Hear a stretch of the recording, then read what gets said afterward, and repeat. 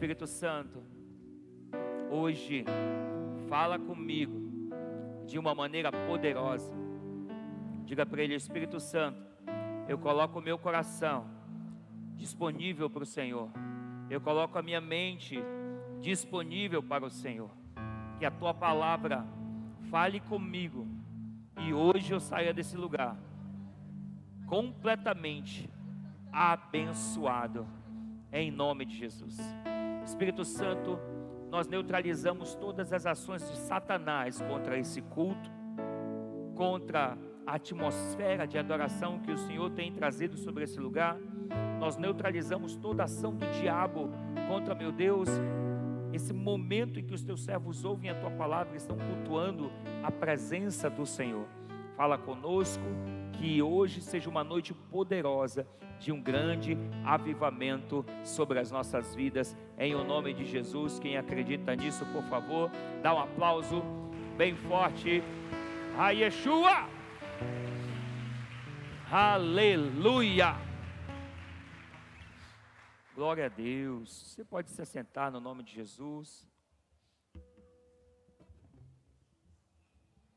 Glória a Jesus.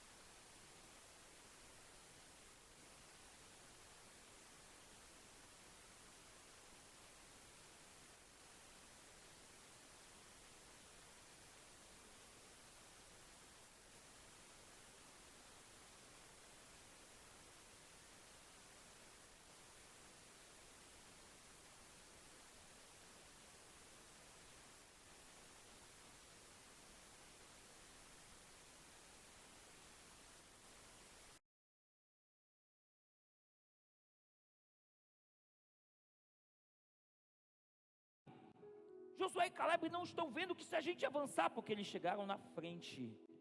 Os murmuradores, os causadores de problemas sempre vão chegar com uma conversa na frente. Talvez Josué e Caleb não estejam entendendo, aquele povo vai nos matar, as nossas mulheres vão ser estupradas, os nossos filhos vão serem mortos.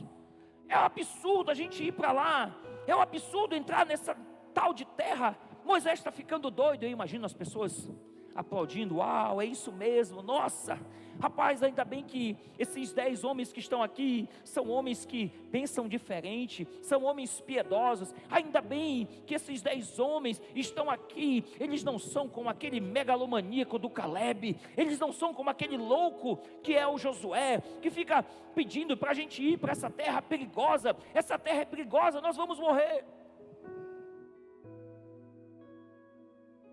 Eu vejo desses 10 espias, 12 espias, 10, que tiveram a sua experiência baseada, o seu relatório baseado na sua experiência de vida. E eu vejo outros 2 que não basearam a sua experiência somente naquilo que viviam. Os outros 2 basearam tudo no poder de Deus. Agora entenda, quando você passa por algumas guerras, você pode basear a sua fé nas experiências pessoais, como fizeram os 10 espias, ou você pode basear as suas conquistas no poder de Deus, como fizeram Josué e Caleb. É por isso que quando aqueles discípulos que estavam atravessando no barco com Jesus, naquela tempestade, eles ficaram desesperados, e a Bíblia fala que Jesus olha para eles, irmãos, isso aqui é muito forte. Jesus olha para eles e diz: vocês não têm nenhuma fé. Parece forte, sim ou não? Porque eles estavam fazendo tudo na sua própria habilidade. Eram pescadores renomados, e eles sabiam que dentro da sua própria habilidade, eles não iam conseguir vencer aquela tempestade. Jesus olha para eles, chama a atenção deles e diz: vocês não têm nenhuma fé. Sabe, algumas vezes, nós não entendemos a forma com que Deus fala conosco. Eu imagino Jesus dando essa palavra forte a alguns de seus discípulos ali naquele barco. E muitos, se fosse hoje, aleluia, glória a Deus, isso é um absurdo, eu quase morro porque eu obedeci a Ele, eu estou aqui nesse barco porque Ele me mandou vir, eu quase morro, Ele ainda disse que eu sou incrédulo, eu estou magoado, eu acho que eu vou trocar de igreja, mas Ele é Jesus, ai meu Deus, o que eu faço, quem eu vou seguir, porque o próprio Jesus falou isso para mim. A gente fica confuso nessas coisas, irmãos, porque algumas vezes Deus nos permite passar por tempestades para provar a nossa fé. E ali estavam aqueles discípulos sendo provados na sua fé. Mas entenda, fé não é algo natural, fé não é habilidade natural. Fé é você estar conectado no sobrenatural. Aí você para e pensa, por que a igreja antiga não caiu nessas coisas? Você para e pensa, por que a igreja antiga operou com grande poder? Sabe, a resposta não é tão complexa assim. É porque Jesus era o modelo da igreja antiga. E por conta disso, Satanás não conseguia convencer o povo. Sabe, essa coisa que muitas vezes a gente fala hoje, que o poder manifesto é só para a época dos apóstolos antigos.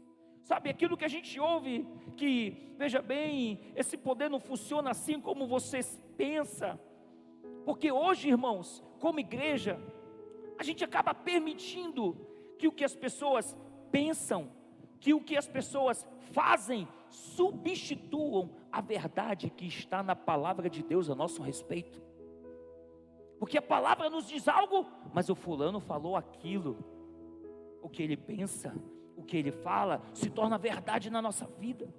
Nós não vivemos o extraordinário plano de Deus, porque limitamos o poder que a Bíblia diz que nós temos direito a simples experiências pessoais que muitas vezes as pessoas não conseguiram conquistar.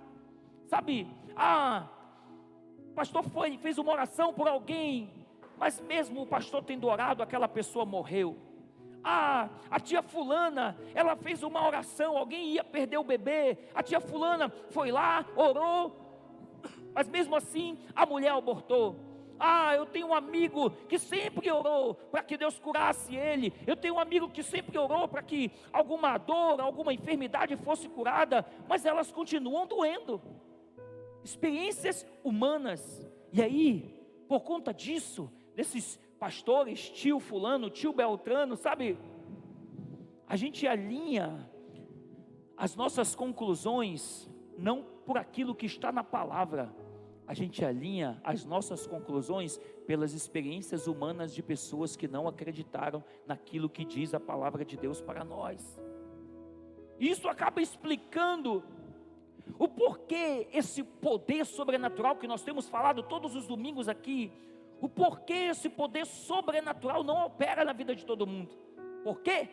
Porque nós alinhamos esse poder na nossa mente. Nós alinhamos esse poder com as nossas experiências.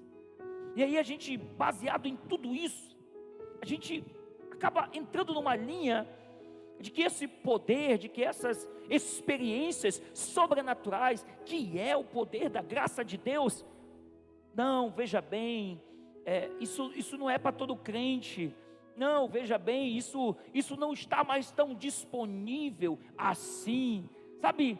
É como se a gente não buscasse mais viver essas experiências poderosas, porque às vezes a gente faz uma oração e não é ouvido, e aí muitas vezes nós preferimos ficar na nossa zona de conforto, porque não ousamos mais fazer uma oração, porque a gente fez uma oração em alguma vez e não foi ouvido, ou porque em algum momento alguém teve uma experiência, a tia fulana, o tio beltrano, e sabe, muitas vezes por conta de tantas frustrações que nós temos na vida, nós até desacreditamos no que está na palavra. Por causa de tantas frustrações que nós temos tido, nós desacreditamos naquilo que está escrito. Por quê? Porque não queremos mais nos decepcionar. Aí às vezes vem aquelas guerras ferrenhas e parece que não tem outra coisa senão voltar a pedir. Mas aí a gente pede, já não é mais por fé, a gente já entra num pedido pelo desespero.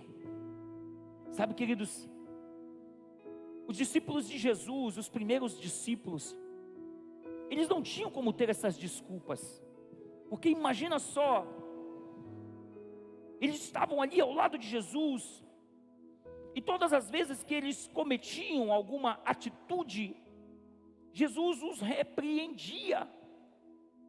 Isso parece estranho, mas é pura verdade. Nós temos vários textos onde Jesus diz: ó homens de pequena fé. Parece um absurdo eu ter alguns dos meus 12 aqui, um pastor Ataíde, que de repente não faz algo que corresponde à sua vida cristã, aleluia, glória a Deus, e ele diz assim: rapaz, você é um incrédulo. Aí ele vai se sentir magoado. Eu vou procurar outra igreja, eu vou procurar outro discipulador. Ora, irmão, Jesus fez isso. Várias vezes você vê Jesus dizendo: você não tem fé, você tem pouca fé. Agora, por que Jesus faz isso? Por que Jesus fala acerca disso? Eu acho muito tremendo, porque teve alguns discípulos que tiveram várias oportunidades de serem repreendidos por Jesus, e Jesus nunca perdeu uma oportunidade de nos lembrar que nós precisamos ser acrescentados na nossa fé. Ora, irmãos, como não lembrar de Pedro? Pedro andando sobre as águas, todo mundo lembra disso, sim ou não? Ele estava lá, ele vê aquele mar revolto, vê Jesus vindo, e ele fala uma frase que eu acho poderosa. Ele diz: Senhor, me deixa ir. O que ele espera? Ele espera a palavra do poder, e a palavra do poder foi Jesus dizendo: vem. Ele crê na palavra do poder, e ele começa a andar sobre as águas. O problema é que quando ele começa a andar sobre as águas, ele também olha para o mar, porque o mar estava turbulento, o vento estava forte, e quando ele olha as circunstâncias, o medo toma o seu coração, e ele perde a fé. Quando ele perde a fé, a palavra de Deus é muito clara, ele começa a afundar. Ei, todas as vezes que nós perdemos a fé, todas as vezes que nós começamos a afundar, Jesus vai lá e nos resgata, olha nos nossos olhos e diz: homem de pequena fé. É impressionante, todo mundo fala de Pedro.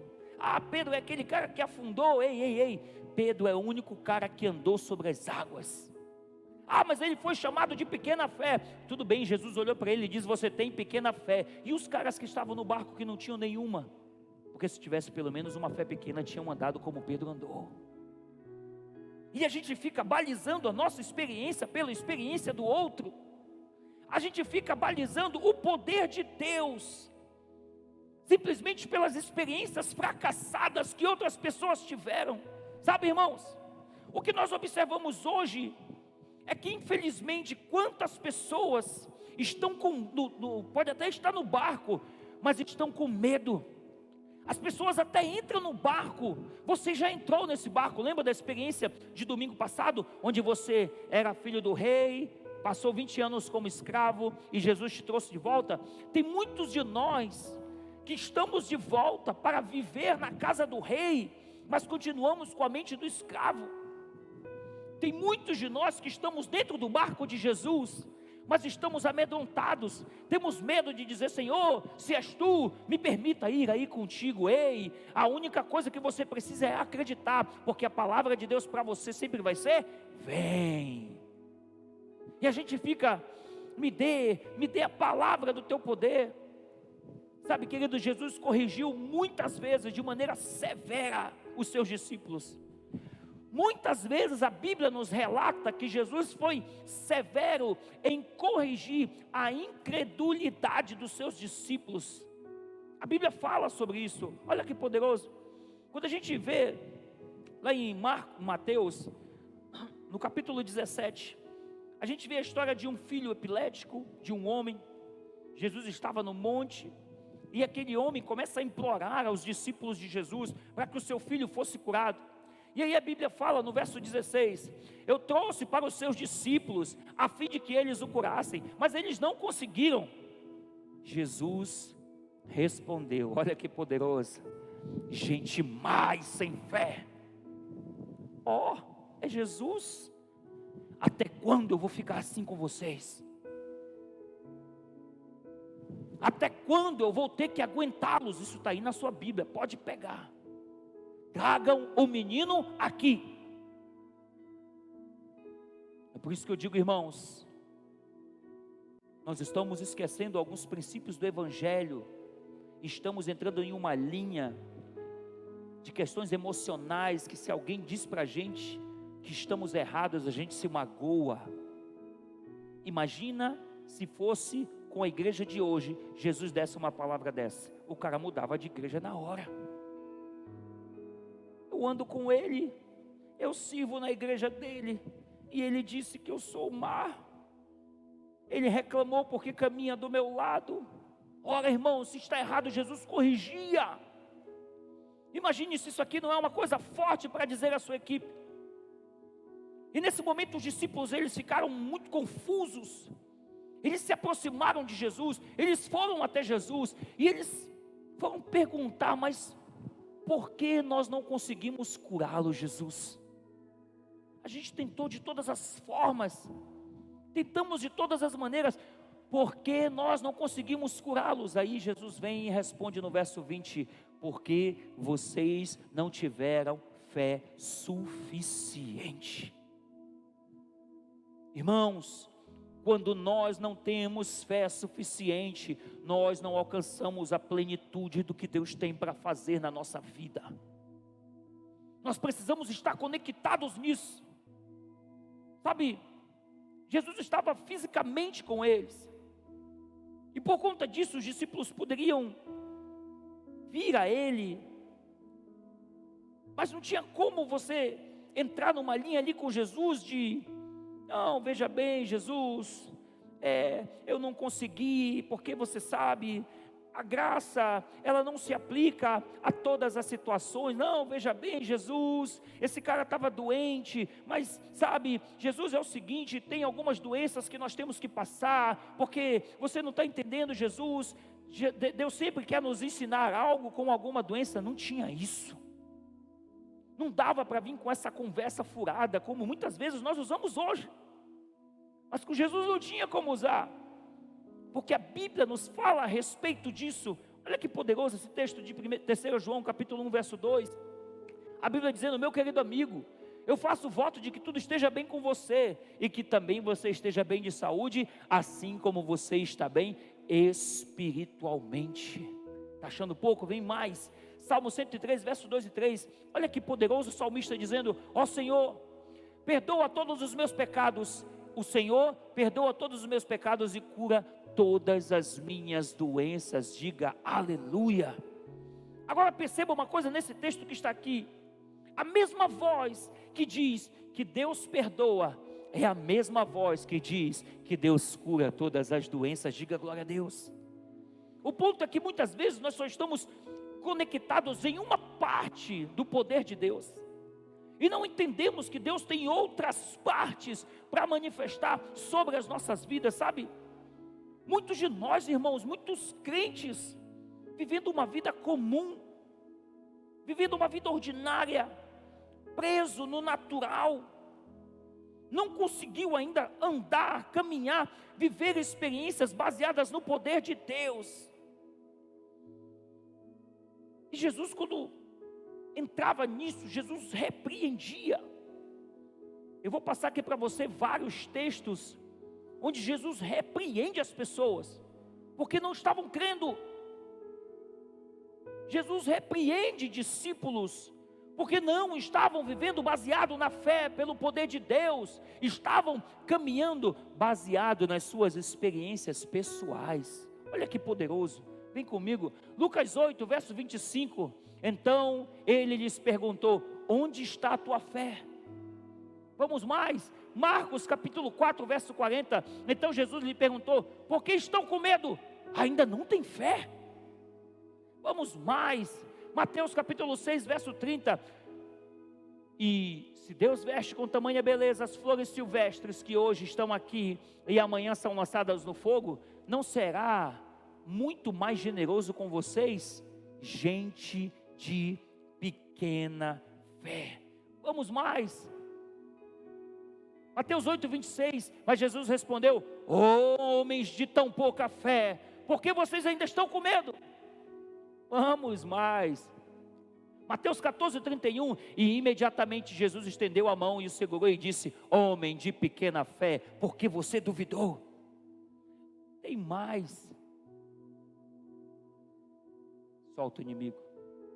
Mateus 16 verso 8, ao tomar o conhecimento do que falavam, Jesus disse: como é pequena a sua fé, porque vocês discutem entre si por falta de pão.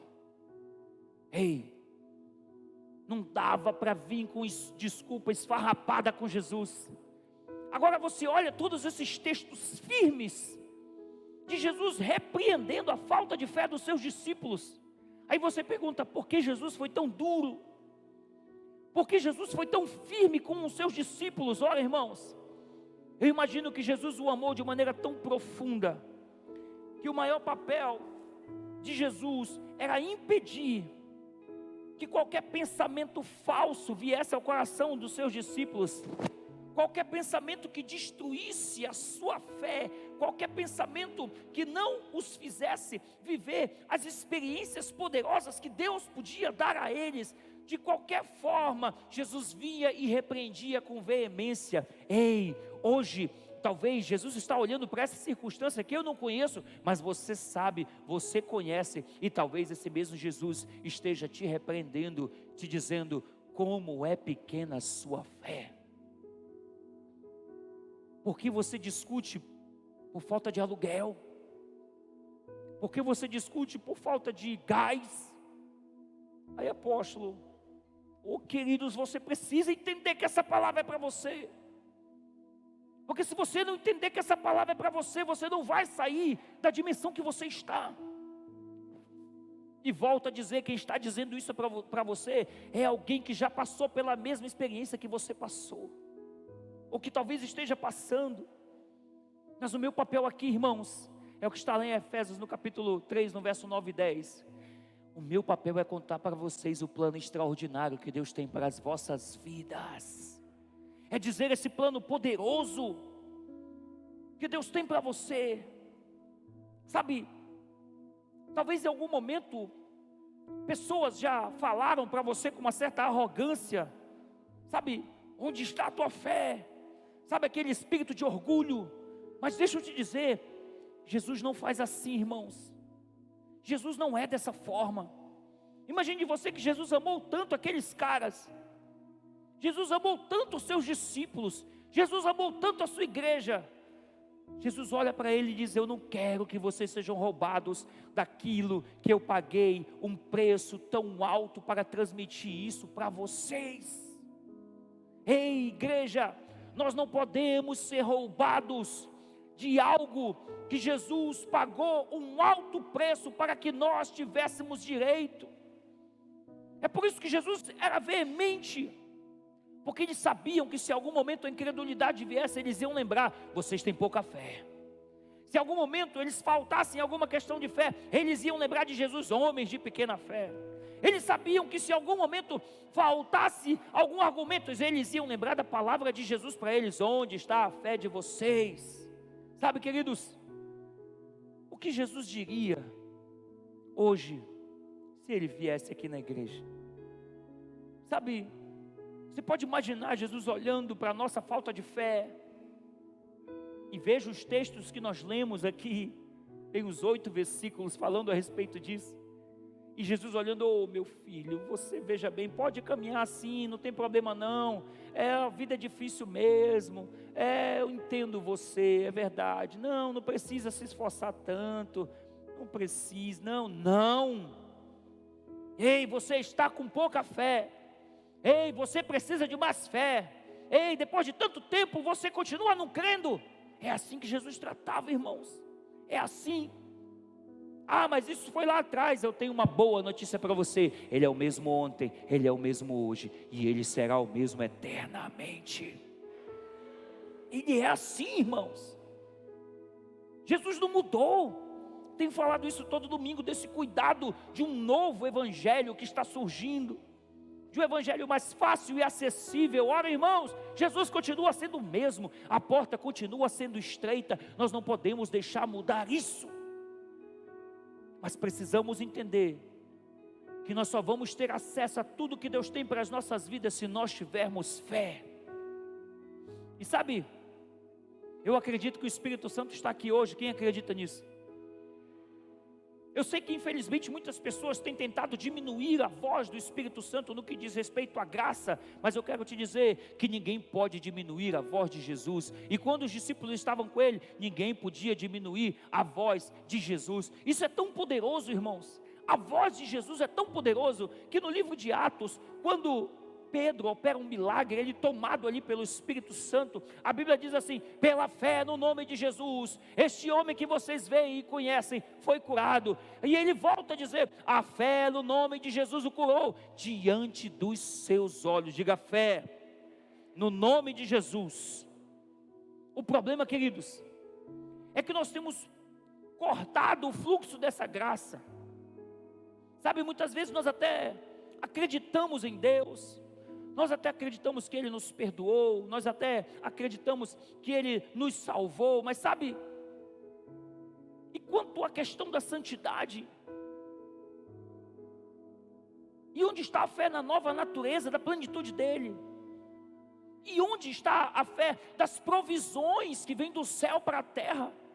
Porque está lá em Mateus 6, Jesus fazendo a oração e dizendo que venha o teu reino, se estabeleça na terra como Ele é feito nos céus. E onde é que está isso? Isso se perdeu. Não, veja bem, Jesus veio para te salvar. Você é só mais um pobre pecador, aleluia. Oh, queridos, nós precisamos ter um entendimento completo da palavra. Deixa eu ilustrar algo aqui para você. Está meio feio, irmãos, porque eu não sou muito bom dessas coisas, não. Mas imagine, olhe para isso aí. Imagine que esse rio é um braço qualquer do rio Amazonas, ok? E aí, o Amazonas é quente, sim ou não?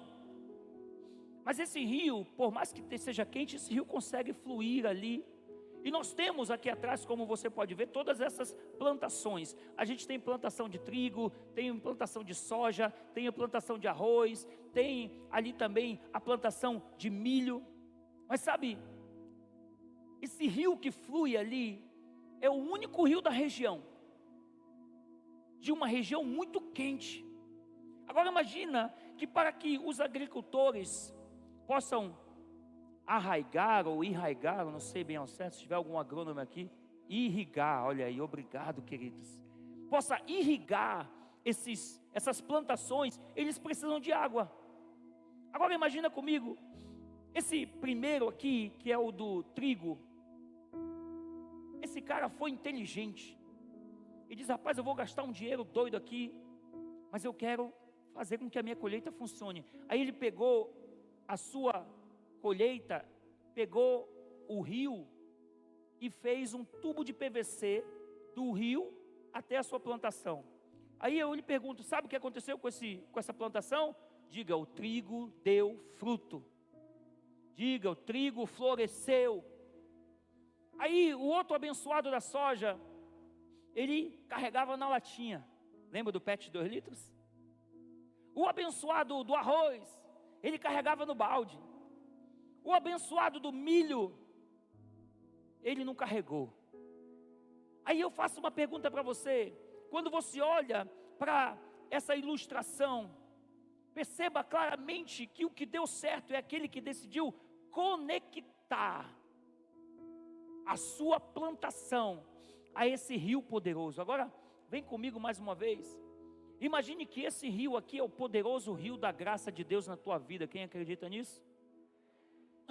Agora, nesse poderoso rio da graça de Deus, nós como igreja, muitas vezes, no que diz respeito a perdão dos pecados, a gente conecta, sim ou não? Quantos acreditam que foram perdoados aqui? Quantos acreditam que você já foi perdoado?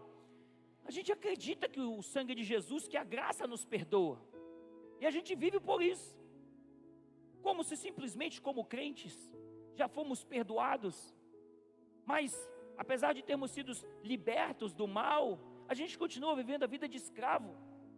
E o que a Bíblia diz para nós? A Bíblia diz para nós que esse poderoso rio da graça não é somente para perdoar pecados. Aí eu pergunto, onde é que está a ligação do tubo de PVC da santidade com esse rio? Porque agora não precisa mais ser tão santo. Veja bem, você pode até fazer algumas coisinhas agora. Onde é que está as necessidades supridas ligadas nesse rio? Porque ele dá direito, a Bíblia fala isso. Onde é que está o cano da prosperidade de Deus na vida do crente? Porque a Bíblia fala isso. Onde é que está? Onde a Bíblia diz para reinarmos em vida, como nós lemos aqui na semana passada, governarão, reinarão em vida. Onde é que está aqui a tubulação da cura? Parece que a gente só conseguiu ligar uma coisa, irmãos. Nós só conseguimos ligar o poder da graça pelo fato de termos confessado Jesus e termos sido perdoados por Ele, sabe?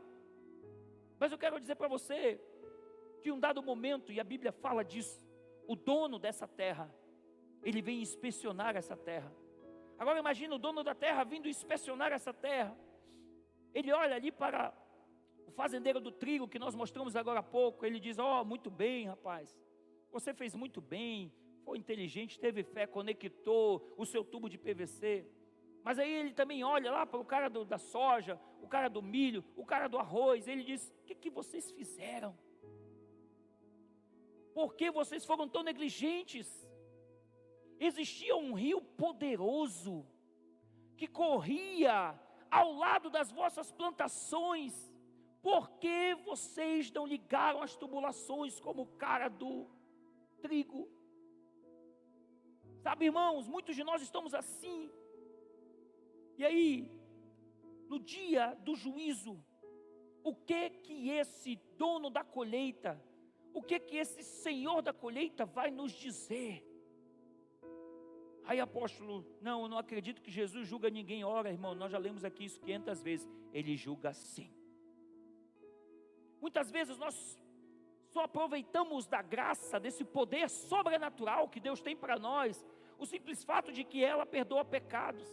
Mas aí a gente arranja desculpas para viver isso no que diz respeito à santidade. Na graça para perdoar pecado a gente acredita, mas a gente fica arrumando um monte de desculpa no que diz respeito às nossas necessidades supridas. Não, mas eu fui perdoado pela graça, a gente acredita, mas para o cano da tubulação a gente fica, da prosperidade, a gente fica encontrando um monte de desculpinha. Não, mas veja bem, o fato de a Bíblia diz que nós vamos governar em vida, reinar em vida, a gente arruma desculpa. Não, veja bem, mas eu entendo o que é o poder da graça, mas o cano da cura, que a Bíblia diz que nós temos direito, nós ficamos dando desculpas. Você está entendendo isso? Você está entendendo essa palavra, queridos? A vida extraordinária que Deus tem para nos dar. A Bíblia fala que nós temos direito a tudo isso, queridos. Mas por que não vivemos? Porque damos desculpas. Sabe, irmãos, é como se Deus tivesse tantas coisas poderosas para dar para você, mas infelizmente você acreditou nas desculpas, mas infelizmente você preferiu acreditar nas mentiras contrárias do poder da palavra dele. Agora imagina o juiz, o dono da terra, falando isso para você no dia do juízo. Cara, você tinha direito a tudo. Para que você ficou dando ouvido a desculpas e a mentiras contrárias? Se existia o poder da minha palavra. Imagina o dono da terra dizendo: eu dei tudo isso a você. Você tinha direito a tudo isso, mas você preferiu dar ouvidos aos raciocínios humanos, que infelizmente anulam o poder da palavra. E aí a gente fica acreditando nesses caras que não têm sucesso em nada, que não conseguem se conectar à santidade, e dão desculpas, e fazem o povo acreditar nisso. Esses caras que não conseguem ter as suas necessidades supridas, e aí começam a dar desculpas e pregam sobre isso. Os caras que não conseguem viver prosperidade, e aí por não viver isso, não falam sobre isso, e acabam ensinando o inverso a respeito disso. As pessoas que não conseguiram se conectar ao princípio de você governar em vida, a viver a cura do Senhor sobre a sua vida.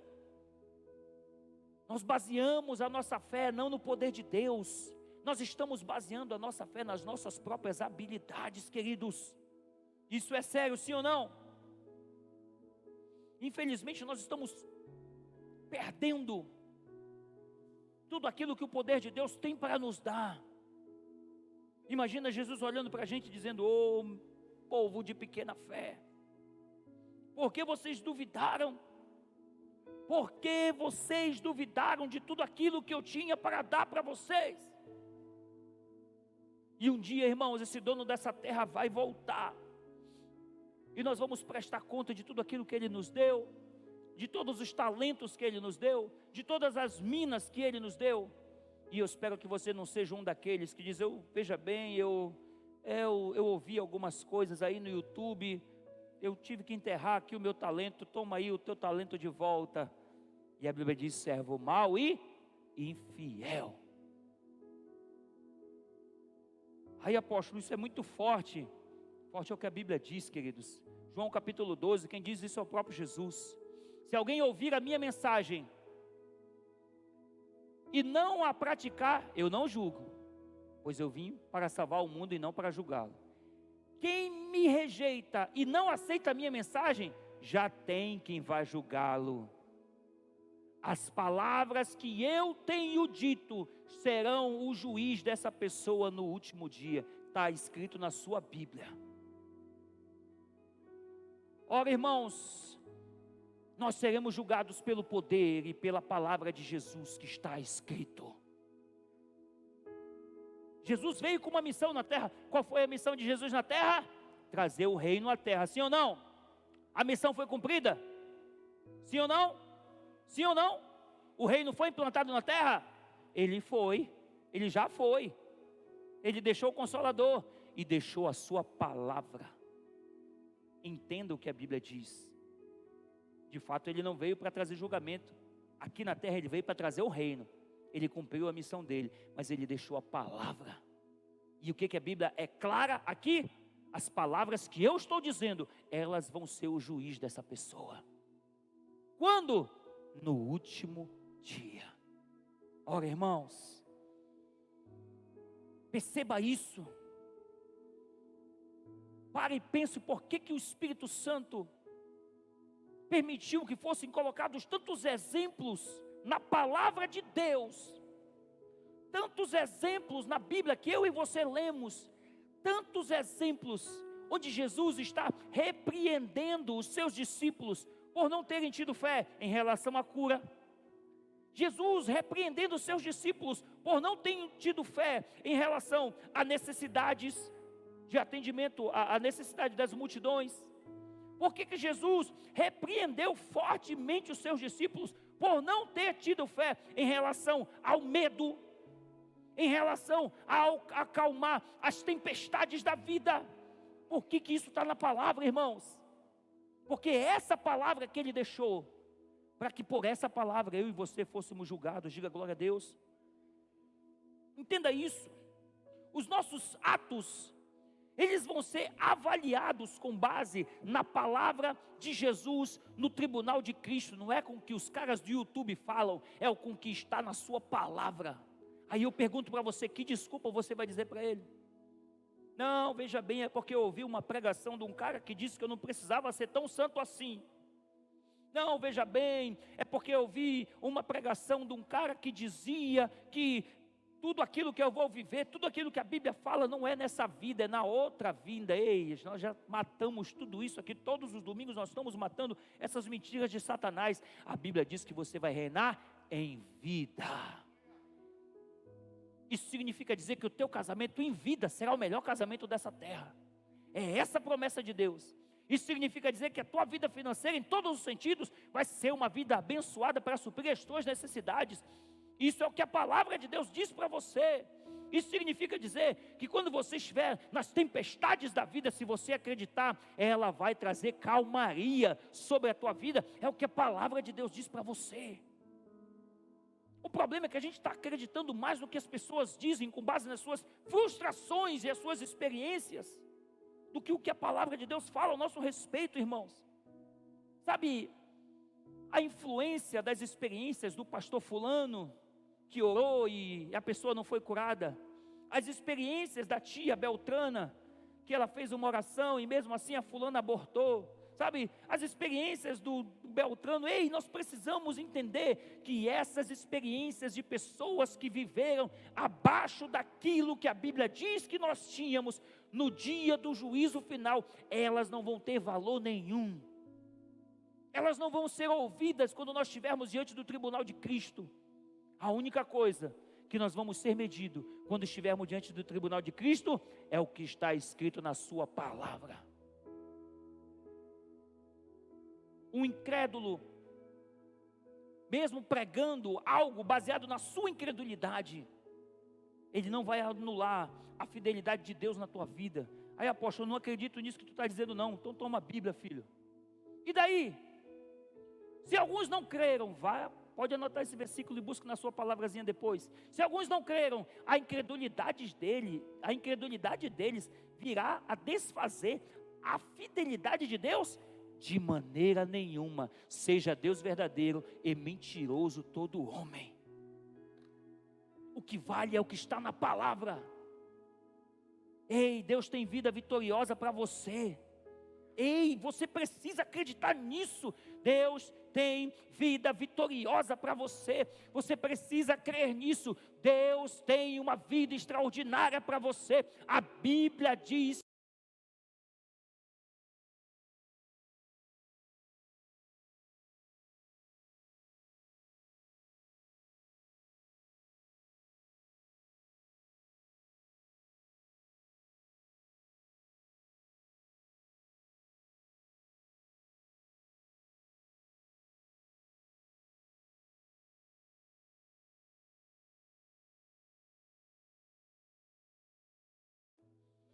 A Bíblia diz que você tem direito a viver uma vida justa, digna. Eu lembro de que nós falamos na semana passada, Efésios capítulo 3, versículo 20. E Deus é poderoso para fazer infinitamente mais do que pedimos ou pensamos. Qual é o fator limitante do poder de Deus na tua vida? É aquilo que você crê, que você pede, que você pensa. Porque se você acredita que o máximo que Deus pode te dar é um salário mínimo, esse é o fator limitante da tua fé. Toma teu salário mínimo.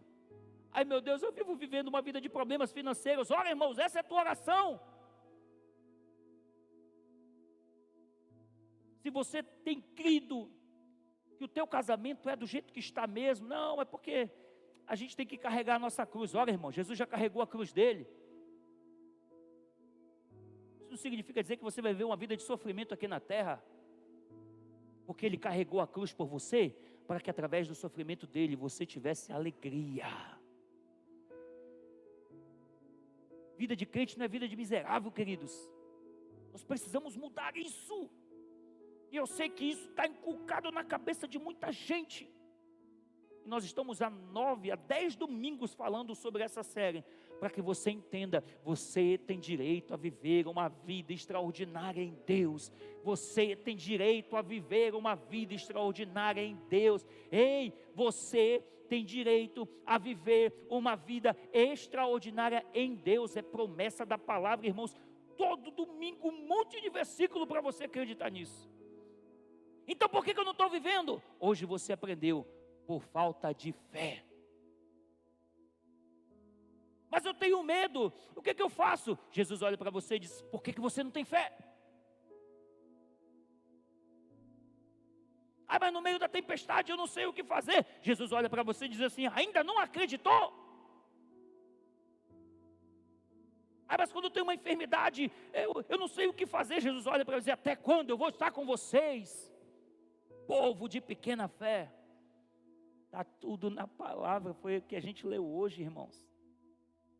Jesus repreendeu os discípulos, porque ele sabia que o preço pago na cruz, o tão pesado preço pago, só pode ser alcançado se tiver fé. A fé é o firme fundamento, irmãos. Ei, se você ter fé de que você pode viver uma vida extraordinária, não numa vida vindoura, é nessa vida. A Bíblia diz, é nessa vida. E existe trecho que diz que é nessa vida e na vindoura. É tão poderoso, queridos. O ponto é que a gente só tem conectado no que diz respeito à graça, ao simples fato de ter sido perdoado por ela e ter sido salvo por ela. E aí Jesus pagou um preço por você, salvou você, morreu na cruz por você, para você viver uma vida desgraçada aqui na terra. Ora, irmãos, que Deus injusto é esse? Claro que não. Agora, queridos, eu espero que você entenda a paixão de Deus em tudo isso que nós falamos hoje aqui. Porque, irmãos, a igreja precisa disso. A igreja precisa disso. E se nós entendermos a natureza que nós herdamos, o dunamis, lembra do domingo passado? O dunamis, que é a natureza herdada. Esse poder que nós não temos, foi nos dado como um dom de Deus para as nossas vidas. Olha, queridos, a graça, a Bíblia diz, é dom de Deus. Mas eu não sei como prosperar. A graça é dom de Deus para a tua vida, diga amém. Eu não sei como consertar meu casamento. A graça é dom de Deus na tua vida. Eu não sei como mudar esses medos. A graça é dom de Deus na tua vida. Ela já está disponível para você, 2 Pedro capítulo 1, verso 3. Aquilo que você precisa para viver uma vida que agrada a Ele, já está disponível para você. Por quê? Porque esse poder Deus já te deu. Ele já te deu o poder que você precisa, igreja. Quantos acreditam nisso? E quantos querem viver isso? Diga, Senhor Jesus, eu quero viver essa vida extraordinária que eu ouvi falar hoje. Talvez você olhe para dentro de si e você sabe que você ainda não está vivendo essa vida. porque alguns medos, algumas situações ainda te abalam, algumas tempestades ainda te amedrontam. Mas deixa eu dizer uma coisa para você, por favor, creia nele. Em um dado momento, os discípulos estavam atravessando num barco, veio a tempestade, Jesus estava dormindo. Jesus estava dormindo, ele estava descansando. E os discípulos naquela situação toda: mestre, mestre, mestre, tu não te importas que nós estamos morrendo? Jesus levanta, repreende o vento e diz assim: até quando vocês não vão ter fé? Povo de pequena fé. Não, veja bem, Jesus acalmou o barco, botou ele no ombrozinho aqui: ô meu filhinho bonitinho, vem cá. Não, ele repreendeu, porque no que diz respeito a não vivermos a vida que Ele tem para nos dar, Ele nos repreende para nos trazer mudança. Ele quer mudança nas nossas vidas. Ele quer que nós entendamos que as tempestades da vida não são vencidas pelas nossas habilidades humanas, porque se fosse vencido pelas habilidades humanas, aqueles pescadores tinham resolvido a parada. Por não ser por habilidade humana, por ser pelo poder da graça, é que ele disse: vocês precisam crer, rapaz. É pela graça. É pela graça. É pela graça que Deus vai mudar a tua vida, que Deus vai mudar a tua história, que Deus vai transformar o teu casamento, que Deus vai transformar a tua vida financeira. É pela graça que você vai ter sua casa própria, é pela graça que você vai ter seu carro, é pela graça que Deus vai mudar a tua história em todos os sentidos. É pela graça que Deus vai salvar teu marido, é pela graça que Deus vai salvar tua esposa, é pela graça que Deus vai salvar teus filhos, é pela graça que Deus vai salvar teus pais. Mas só conectamos a graça se ligarmos o bendito tubo de PVC e termos acesso a tudo isso.